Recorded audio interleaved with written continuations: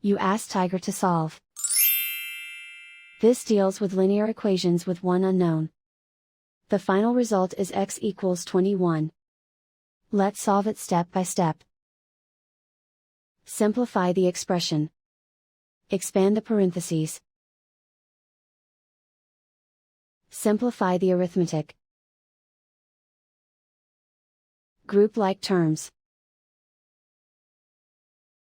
Simplify the arithmetic. Group all constants on the right side of the equation. Add 31 to both sides. Simplify the arithmetic.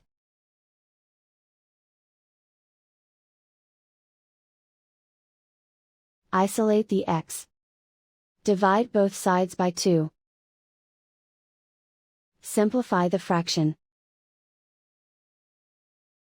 Find the greatest common factor of the numerator and denominator. Factor out and cancel the greatest common factor. And so the final result is x equals 21.